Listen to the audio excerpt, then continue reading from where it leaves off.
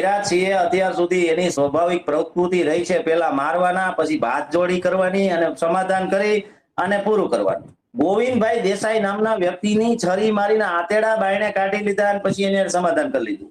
નિલેશ રૈયાણીને હત્યા કરી નાખીને એની હારે સમાધાન કરી લીધું. રાજુભાઈ સોલંકી પહેલી વખત જયારે રીબડાની અંદર આવેલા અને જયારે સંમેલનની વાત કરેલી અને નેહરુસિંહે મને મારી હાજરીમાં રાજુભાઈ સોલંકીને એને કીધું હતું કે ભાઈ જો તમારે લડવું હોય તો હું તમને સહકાર આપું છું, હું તમને એમ નથી કહેતો કે તમે લડો. મારી નૈતિક જવાબદારી એટલા માટે બને છે કે મેં જે જયરાજસિંહને 20 વર્ષ સુધી તન મન ધનથી સાથ સહકાર આપીને જે મેં ભસ્માસુર સ્વરૂપી રાક્ષસ જે પેદા કર્યો છે ને, ઈ કેવી રીતે ખતમ થાય ને ઈ મારું કામ છે. આવા શબ્દો અનિરુદ્ધસિંહ એને રાજુભાઈ સોલંકીને બોલ્યા હતા. ત્યારે રાજુભાઈ સોલંકી હું મીડિયા સમક્ષ ન વર્ણવી શકું ને તેવી ભાષામાં એને બોલ્યા હતા કે ઈ જે સમાધાન કરે તેનું આ હોય તેનું તે હોય. લડત કરવા માટે સક્ષમ રહેવા માટે 35 લાખ રૂપિયા આપ્યા છે. મેં મારી હાથે અનિરુદ્ધસિંહ એના માણસ લઈને આવ્યા અને મેં મારી હાથે રાજુ સોલંકીને આપેલા. જી નમસ્કાર દર્શક મિત્રો.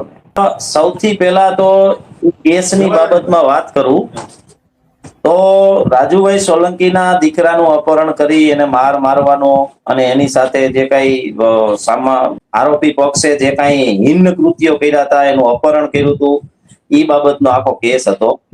સૌ પ્રથમ દિવસથી જ હું એ કેસથી જાણીતો છું, માહિતગાર છું. એટલા માટે જયારે એની રાતે છોકરાનું અપહરણ કર્યું ને ત્યારે દિનેશભાઈ પાટકરની સાથે જે રાજકોટથી એક ભાઈ ચર્ચામાં હતા, દિનેશભાઈ મારી સાથે ચર્ચામાં હતા. તે દિવસે રાજુભાઈનું સોલંકીનું કહેવાનું એવું હતું કે મારા દીકરાને સહી સલામત આપી દે, મારા દીકરો મને મળી જાય, એથી વિશેષ મારે બીજું કઈ નથી. એટલે તે દિવસે મેં રાત્રે 2:31 એ ફોન હતો, એ ફોનની મેં એને જવાબ આપ્યો હતો કે તમે તમારા જિલ્લાના ડીએસપી સાહેબને કયો, એ રાજકોટ જિલ્લાના ડીએસપી સાહેબને કહે અને ઈ ન્યા નીચે ગોંડલના પોલીસ અધિકારીને કહે, પોલીસ અધિકારી જયરાજસિંહની ઘરે જશે અને તમારો દીકરો ઘરે આવી જશે. અને બન્યું તો પણ આવું જ. પછી રાજુભાઈ સોલંકીના લોકો બધા જે એના સમાજના લોકો, એના પરિવારના લોકો પોલીસ પાસે ગયા અને પોલીસે, જુનાગઢની પોલીસે બનાવની સંવેદનશીલતા દાખવી અને ગુનો દાખલ કર્યો. ગુનો દાખલ થઈ ગયા પછી એના દીકરાને સારવાર માટે હોસ્પિટલમાં રાખેલો હતો. હું અને દિનેશભાઈ પાતર એમને મળવા માટે, એના ખબર અંતર પૂછવા માટે જુનાગઢ ગયા હતા. અમે ત્યાં રીબડાવાળા અનિરુદ્ધસિંહને પણ કીધું કે ભાઈ તમે આવો, તો અનિરુદ્ધસિંહ ભાઈએ પહેલા તો એવું કીધું કે રાજુ સોલંકીને હું સારી રીતે ઓળખું છું, વિશ્વાસપાત્ર વ્યક્તિ નથી અને મને એવું લાગે છે કે મારે ન આવવું જોઈએ. પણ અમે એવું કીધું કે ભાઈ તમે જે પાપ 20 વર્ષ ત્યાં કરતા આવ્યા છો એની ક્યાંક ને ક્યાંક પૂર્ણાહુતિ થતી હોય તો તમે પધારો અને આને સાથ સહકાર આપો અને એને લડત માટે હોશ આપો. એટલે અનિરુદ્ધસિંહ પણ આવ્યા હતા અને એ પછી આ ભાઈ ને એના સમાજના લોકોએ ટેકો આપ્યો. એટલા માટે આ ભાઈ આ જયરાજસિંહની સામે લડવા તૈયાર થયા. બાકી તો જે એના સ્વભાવ પ્રમાણે 2-4 ગાયડું બોલવાની હતી બોલી લીધી હતી અને બાકી બધું પૂરું તૈયાર જ થઈ ગયું. પછી સમાજના લોકોએ ગોંડલ જે સંમેલન માટે આવવાનું આહવાન કર્યું કે ભાઈ અમે ગોંડલ સંમેલન માટે આવીએ છીએ, અમે જયરાજસિંહ ના દીકરાને કહેવા માંગીએ છીએ કે ભાઈ તું આવી રીતે લોકોને ભાજી મૂળા ન સમજ. સંવિધાનિક રીતે જે કઈ કામ થતું હોય તું તારે કર, ભૂલ હોય ત્યાં ઠપકો દે, જ્યાં જરૂર પડે ત્યાં કોર્ટ કેસ પોલીસનો મદદ લે, એ અમને વાંધો નથી. પણ તું જ પોલીસ બની જા, તું જ જજ બની જા, તું જ બધું બની જાય, એમ ન ચાલે. એવું કહેવા માટે અહીંયા એક રેલી લઈને આવ્યા હતા. એ રેલીની અંદર ગોંડલના મેઘવાડ સમાજે પહેલી વખત મેં જોયું, ગોંડલ તાલુકાને શહેરના મેઘવાડ સમાજને મેં પહેલી વખત જોયો કે જયરાજસિંહની આવી ગુંડાગીરીને સામંતશાહીની સામે જાણતા હોવા છતાં રાજુ સોલંકીને સહકાર આપવા આવ્યા હતા. એની તમામ વ્યવસ્થા જે કરવાની હતી, મંડપ પંડાલથી લઈ અને માઇક મ્યુઝિક સુધીની બધી મેં મારા હસ્તક કરાવેલી હતી. એનું ચૂકવણું જે XYZ જેને કર્યું છે તેને એ જગ જાહેર છે, મારે કહેવાની લગભગ જરૂર નથી. એનો એ રસોડાની વ્યવસ્થા જે છે એ પણ મેં મારા બનેવીને કઈ કરાવી હતી, કારણ કે ગોંડલ થી તો કોઈ આવે નહીં. ગોંડલમાં પીવાના પાણી વાળાને પણ રોકવામાં આવ્યા હતા, મંડપ વાળાને રોકવામાં આવ્યો હતો, ડીજે વાળાએ સાંજે મ્યુઝિક સિસ્ટમ વાળાએ જે માઇક સિસ્ટમ આવે ને એને સાંજે આ પાડી હતી, સવારે અમને ના પાડી હતી. જનરેટર વાળાએ પણ અમને ના પાડી હતી. પેલા આ પાડી, પછી ના પાડી. અહીંયા કે આગેવાનોને, સામાજિક લોકોને અને જે ઈ વ્યવસ્થાની અંદર પ્રોવાઈડ કરતા હોય ને, એ બધાને આવી રીતે દબાવી અને રોકવામાં આવતા હોય છે. આ એની સિસ્ટમ છે. એ સિસ્ટમ પસાર કરીને એક વિડીયો મેં જોયો કે અમે ગોંડલ પીવાનું પાણી પણ નહોતું, છતાંય અમે રાજુભાઈ માટે આંદોલન કરવા ગયા હતા. એ ભાઈની વાત કરી છે. પીવાના પાણીની વ્યવસ્થા અમે રાખેલી હતી, પણ અમારી બોટલની રિક્ષા હે ઓલરેડી, અમારી આખી બોટલ નાની નાની અમે બહુ મંગાવી હતી, એની રિક્ષાને રોકી લેવામાં આવી, જેના કારણે સભા મંડપમાં પાણી નહોતું. આ વાત ખરી છે. લોકોએ એને સહકાર આપ્યો હતો. એ એટલા માટે આપ્યો હતો કે રાજુભાઈ સોલંકીને તો બધા ઓળખતા હતા, એનો સમાજ ઓળખતો હતો, એના સગા સંબંધીઓ બધા ઓળખતા હતા, અને જાહેર જીવનના તમામ લોકો એને સ્વભાવથી અને એની પ્રકૃતિથી બધા જાણીતા હતા. એટલે એને કોઈ મદદ કરવા નહોતા આવ્યા. પણ બીજી વખત આવા પૂંજીપતિ કોઈ નાના વર્ણના લોકોને મારી અને દબાવવાની કોશિશ ન કરે ને, એટલા માટે એક ગોંડલ સુધી પહોંચ્યા હતા. એના તમામના સંઘર્ષનો, એના સાહસનો અને એની જે મહત્વાકાંક્ષા હતી કે ભાઈ ભવિષ્યમાં આવું ન બને, એના ઉપર પાણી ફેરવાનું કામ રાજુભાઈ સોલંકીએ કર્યું છે. બિલકુલ સમાધાન આજકાલનું થયેલું નથી. રાજુભાઈ સોલંકી સુઈટા પછી જે કુર્સી ટોકમાંથી એને જામીન મળ્યા પછીની ચળવળ ચાલુ હતી. સૌથી પહેલા ગણેશ ગોંડલ દ્વારા અમદાવાદ હાઈકોર્ટની અંદર જે આ પ્રકરણ છે ને, એની ક્રોસિંગ પિટિશન દાખલ કરવામાં આવી હતી. એ ક્રોસિંગ પિટિશનની અંદર નામદાર કોર્ટે એવું કીધેલું હતું કે ભાઈ આ બનાવ બન્યો છે, ટ્રાયલ થયું છે, આખો બનાવ રાજકીય છે, એટલા માટે આને ક્રોસિંગ પિટિશન કરવો અમને ઉચિત જણાતું નથી. એ ગણેશના વકીલને એવું કીધું કે આ અરજી તમે વિડ્રો કરો અથવા અમે ઓર્ડર કરશું. એટલે એમને વિડ્રો કરી હતી. વિડ્રો કર્યા બાદ ટ્રાયલ કોર્ટની અંદર જે સાક્ષી પુરાવાઓ હોય એને હોસ્ટાઇલ કરાવીને આ કેસમાં ગણેશને નિર્દોષ સાબિત કરવા માટેનું આ સમાધાન થયેલું છે. રાજુભાઈ સોલંકી પહેલી વખત જ્યારે રીબડાની અંદર આવેલા અને જ્યારે સંમેલનની વાત કરેલી, એના આગેવાનો સાથે દેવદાનભાઈ મુછડિયા, પછી યોગેશભાઈ ભાષા વગેરેના આગેવાનો હતા, ઘણા બધા, એક સરપંચ પણ હતા. બધાની હાજરીમાં અનિરુદ્ધસિંહને ઘણા બધી કમિટમેન્ટો આપ્યા હતા રીબડા કે હું આમ કરીશ, હું તેમ કરીશ. અને અનિરુદ્ધસિંહે મને મારી હાજરીમાં રાજુભાઈ સોલંકીને એને કીધું હતું કે ભાઈ જો તમારે લડવું હોય તો હું તમને સહકાર આપું છું, હું તમને એમ નથી કહેતો કે તમે લડો.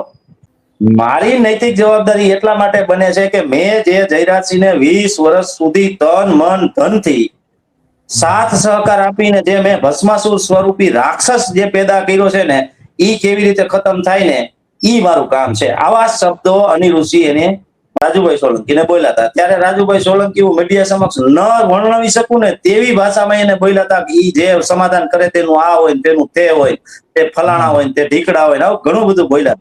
એની સાથે સાથે રોકડ રૂપિયા લાખ, રકમ પેટે રૂપિયા 35 લાખ મેં મારી હાથે અનિરુદ્ધસિંહ એના માણસ લઈને આવ્યા અને મેં મારી હાથે રાજુ સોલંકીને આપેલા છે. લડત કરવા માટે, સક્ષમ રહેવા માટે 35 લાખ રૂપિયા આપ્યા છે.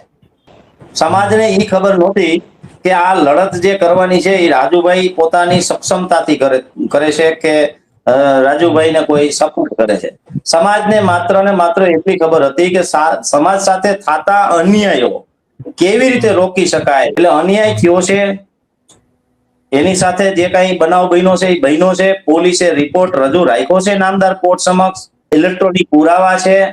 અને ઈથી વિશેષ રાજુભાઈને અને એના છોકરાને શરમ આવતી હતી. અમે એને રૂબરૂ મળવા ગયા હતા. એને શરમ આવતી હતી કે એની હારે જે બનાવ બન્યો છે એનું વર્ણન નતા કરી શકતા, કારણ કે એને એની આબરૂ જાતી હતી. જેમ રાજકુમાર જાટમાં જેવું મેડિકલ આવ્યું છે ને, એવું જ મેડિકલ અહીંયા આવવાની શક્યતાઓ હતી, પરંતુ એ બધું એને છુપાયું છે. અને રાજુભાઈનો છોકરો પોલીસની સાથે સ્થળ તપાસ માટે આવવા નીકળ્યો હતો અને અર્ધ વચ્ચેથી પાછો જતો રહ્યો હતો. આ હિંમત ને આ નિડરતા હતી એની. પરંતુ આ જે આર્થિક વ્યવસ્થા એની છે એ રીબડા અનિરુદ્ધસિંહે સંભાળેલી હતી. બાકીનો સપોર્ટ એને ગોંડલના મેઘવાળ સમાજના લોકોએ આપ્યો હતો અને બાકીના તમામ જિલ્લાઓમાંથી એક્ટિવિસ્ટો તમામે એને તન મન અને ધનથી સહકાર આપ્યો હતો. એટલે રાજુભાઈ ગોંડલ આવ્યા હતા. બાકી રાજુભાઈ અહીંયા ગોંડલ આવી અને આવી ભાષા બોલીને વહી જાય એ વાતમાં માલ ન હોય. આંદોલન પાછળ અનિરુદ્ધસિંહે ક્યાં ના પાડી મારો હાથ નથી એમ કોઈ દી કીધું જ નથી. અનિરુચિ તો ગોંડલ આંદોલને સ્ટેજ ઉપર આવવા પણ ઉપસ્થિત થઈ ગયા હતા ગોંડલની અંદર. જે હું તમને સ્ટેટમેન્ટ આપું છું એ મારી ખુદની જવાબદારીથી આપું છું. જે મેં અનુભવ્યું છે મને ખબર છે એ તમને કહું છું, અને હું જાહેર મીડિયામાં કહું છું કે અનિરુચિ રાજુ સોલંકીના 13 તારીખના કાર્યક્રમમાં સ્ટેજ ઉપર ઉપસ્થિત થવા રીબડાથી નીકળી ગયા હતા, પણ સારા અને સજ્જન માણસોએ એને રસ્તામાં કીધું કે ભાઈ અનિરુચિ તમે ત્યાં જાઓ છો, કઈ વાંધો નહીં, તમે જયરાજસિંહની સામે છો, જયરાજસિંહની વિરુદ્ધમાં લડો છો અને પીડિત પરિવારને મદદ કરો છો, તમારી નૈતિક જવાબદારી તમે સમજો છો એટલે જાઓ છો. પરંતુ પીડિત જ્યારે નેતાગીરી સંભાળે અને એ બીજા એના સમાજના આગેવાનોને કોઈને ગાંઠતા ન હોય તેવા સમયે ભવિષ્ય વિચારવું જોઈએ. એટલે અનિરુચિ શાણા માણસ છે, એને ભવિષ્યને વિચારી અને એ અર્ધ વચ્ચેથી પાછા વયા ગયા હતા. એમાં કોઈ ના પાડતું હોય તો, કારણ કે મેં અહીંયા ચૂકવણું કર્યું રીબડાથી આવ્યા જ પૈસા, મેં ચિઠ્ઠી લખીને દીધી છે એ બધી રીબડા જ દીધી છે. ભાઈ થેપલા વાળાને એટલા દઈ ગયો, ઘી વાળાને એટલા દઈ ગયો, રવા વાળાને એટલા દઈ ગયો, કરિયાણા વાળાને એટલા દઈ ગયો, પાણી વાળાને એટલા દઈ ગયો, મેં જ મોકલું છે. જો રાજુભાઈ સોલંકીએ અનિરુચિના જે આ લડતની અંદર જ્યારે એના બેના વિચારો અલગ થયા હતા એનું કારણ હું તમને કહું કે રાજુભાઈ સોલંકીએ એક જાહેરાત કરી હતી મુસ્લિમ ધર્મ અંગીકૃત કરવાની, આંતર વસ્ત્રો પહેરાવીને સમગ્ર ગુજરાતની ધરતી ઉપરથી ગાંધીનગર સુધી પહોંચવાની, મહિલાઓને જે સરકારને ખૂબ નીચું જોવડાવે તેવી બાબતોના ઘણા બધા એવા મુદ્દાઓ હતા કે જે મુદ્દાઓમાંથી અમે ઘણી મહેનત કરતા 16 મુદ્દા સુધી અથવા 14 મુદ્દા સુધી એને અમે કન્વિન્સ કર્યા હતા કે ભાઈ આ મુદ્દા રહેવા દો. અને સરકારની હાઈરે એને મીટિંગ કરવા સુધી અનિરુચિ હાઈરે ગયા હતા.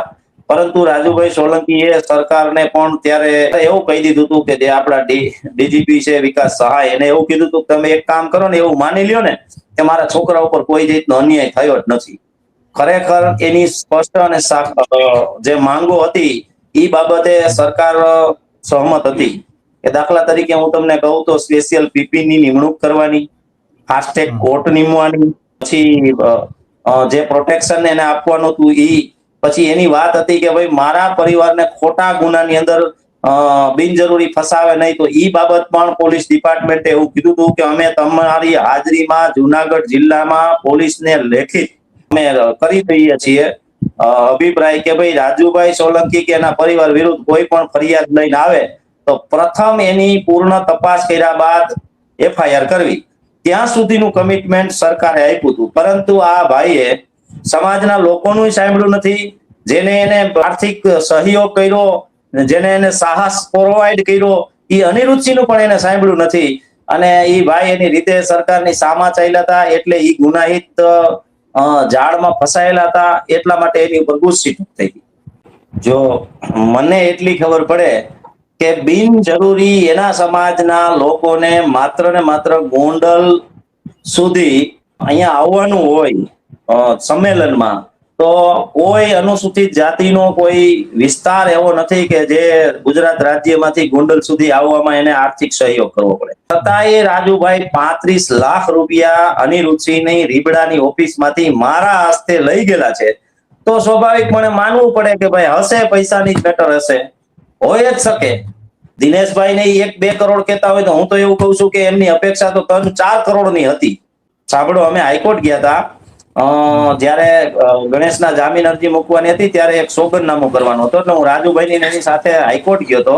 હાઈકોર્ટની કેન્ટીન, એ કેન્ટીનમાં મેં મારી હાથે થાળી પીરસી અને રાજુભાઈ ને રાવણભાઈ ને બેને જમાડ્યા હતા. મારી સ્થિતિ નથી 2 થાળી લઈને હાલીને ટેબલ સુધી પહોંચવાની, પણ હું બેલેન્સ રાખીને ત્યાં સુધી ગયો હતો. ત્યારે મને એવું કીધું હતું કે ભાઈ આ લોકો તો મને 2 કરોડ દે છે, પણ આપણે 2 કરોડમાં વેસાઈ જાય એવા નથી. એનો મતલબ તેથી જ મેં કાઢી લીધું તો ભાઈ 2 કરોડ ઓછા થાય. જયરાજસિંહે અત્યાર સુધી એની સ્વાભાવિક પ્રવૃત્તિ રહી છે પેલા મારવાના, પછી બાદ જોડી કરવાની અને સમાધાન કરી અને પૂરું કરવાનું. આ એની આખા એના જીવન ચરિત્રની પ્રકૃતિ રહી છે. ગોવિંદભાઈ દેસાઈ નામના વ્યક્તિની છરી મારીને આતેડા બાયણે કાઢી લીધા અને પછી એને સમાધાન કરી લીધું. નિલેશ રૈયાણીને હત્યા કરી નાખીને એની હારે સમાધાન કરી લીધું. સમજી ગયા તમે? એટલે આ એક પ્રકૃતિ રહી છે કે પેલા મારવાના, બોલાવાના. મારી સાથે પણ એવું જ થયું છે.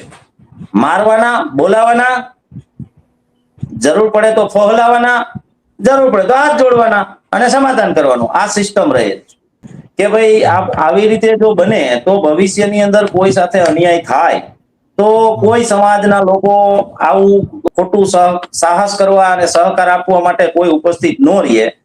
એટલા માટે એક ચિંતન શિબિર કરવા માંગતા હતા કે ભાઈ હવે આ જે સમાધાન થયું છે એ સમાધાન રાજકીય અને આર્થિક બળથી થયેલું છે, તો આની અંદર હવે આવું બીજી વખત ન બને તો આપણે શું કરવું જોઈએ કે ભાઈ સૌથી પહેલા જે ભોગ બનનાર વ્યક્તિ હોય એની પાસે કેવું કમિટમેન્ટ લેવું જોઈએ અને એ પ્રકારે આપણે લડતની અંદર સહકાર આપવો જોઈએ.